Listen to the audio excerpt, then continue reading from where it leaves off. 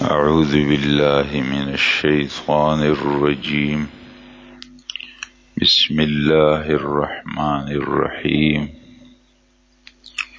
قل الله أعبد مخلصا له ديني فاعبدوا ما شئتم من دونه قل إن الخاسرين الذين خسروا أنفسهم وأهليهم يوم القيامة ألا ذلك هو الخسران المبين.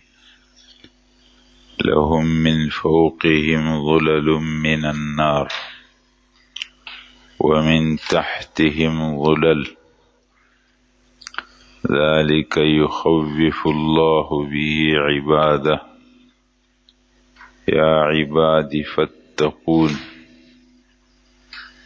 والذين اجتنبوا الطاغوت أن يعبدوها وأنابوا إلى الله لهم البشرى فبشر عباد الذين يستمعون القول فيتبعون أحسنه أولئك الذين هداهم الله وَأُولَئِكَ هُمْ أُولُو الْأَلْبَابِ.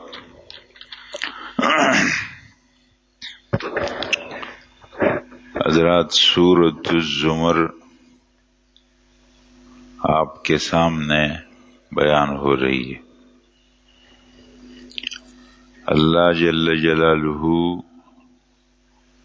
رسول اللہ صلی اللہ علیہ وسلم کو حکم فرما رہے، آپ یہ کہو لوگوں کے سامنے، قل کہو، اللہ اعبد، میں خالص اللہ کی عبادت کرتا ہوں، مخلصا لہ دینی، خالص کرتے ہوئے اس کے لیے اپنی عبادت کو۔ میں ایک اللہ کی عبادت کرتا ہوں اور وہ عبادت بھی خالص عبادت کرتا۔ دیکھو، دو باتیں ہیں۔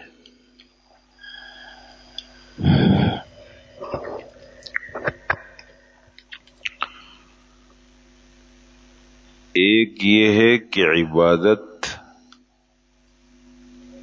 کی جائے اور اس میں اللہ کے ساتھ کسی کو شریک نہ بنایا جائے،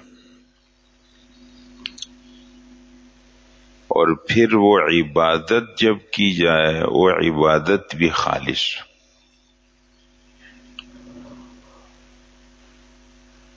تو شرک دو قسم پر ہوتا ہے،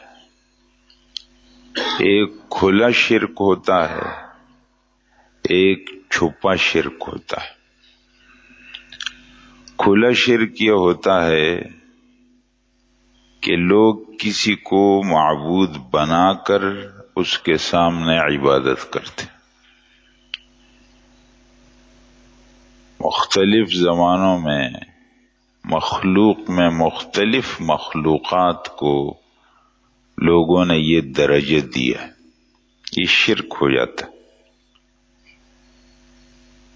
دوسرا یہ ہے کہ ایسا تو کچھ نہیں ہوا، عبادت تو اللہ کی، لیکن وہ عبادت کے اندر وہ آدمی دکھلاوا ریاکاری کر رہا،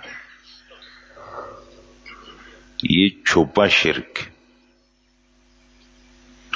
عمل اس لیے کر رہے ہیں کہ لوگوں کی نظر میں ایک اچھا آدمی نظر آؤں،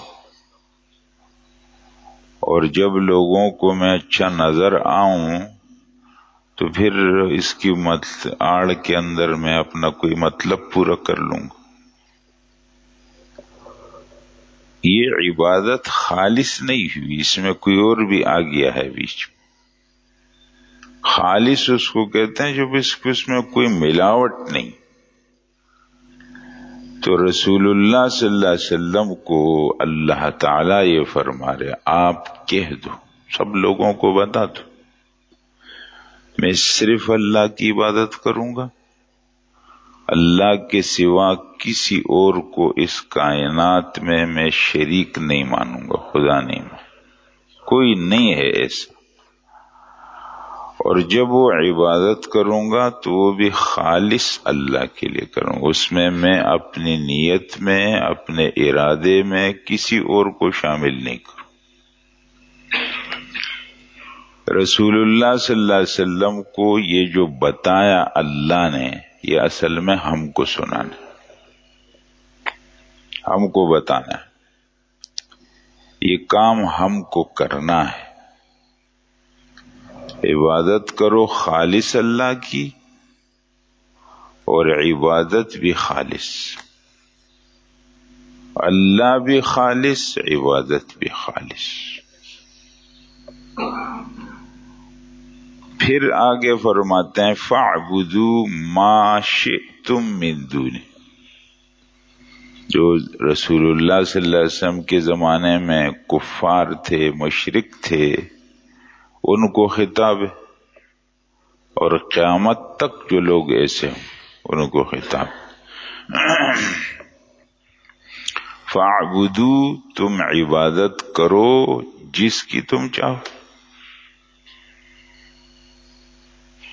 یہ اجازت نہیں ہے، یہ ان لوگوں کو بتانا ہے کہ جب تم کو اللہ کی عبادت نہیں منظور ہے تو تمہارے پھر کرو جس کی کرنی۔ ایک آدمی کو ٹھیک راستہ بتا دیا جائے کہ ٹھیک راستہ ہے، وہ کہتے تو نہیں مانوں گا، بولو چلو پھر، چلو جس پر چلنا، لیکن آخر میں کدھر پہنچو گے اس کو بھی سمجھ لو پھر۔ اس لیے آگے فوراً ہے ان الخاسرین، بے شک خسارے میں ہے وہ لوگ، نقصان میں، تاوان میں، وہ لوگ جنہوں نے خسارے میں ڈالا اپنے آپ کو اور اپنے گھر والوں کو قیامت کے دن۔ معنی یہ ہے کہ خسارہ جو ہوگا نا، وہ حقیقی خسارہ وہ ہے جو قیامت کے دن۔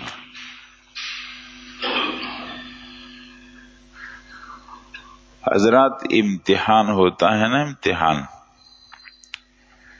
کوئی اچھا امتحان دیتا ہے، کوئی برا امتحان دیتا ہے، نتیجہ تو اس وقت نہیں نکلتا، لیکن نتیجے کے وقت جب اعلان ہوگا کہ فلانا کامیاب اور فلانا ناکام، وہ ہوگی کامیابی اور ناکامی۔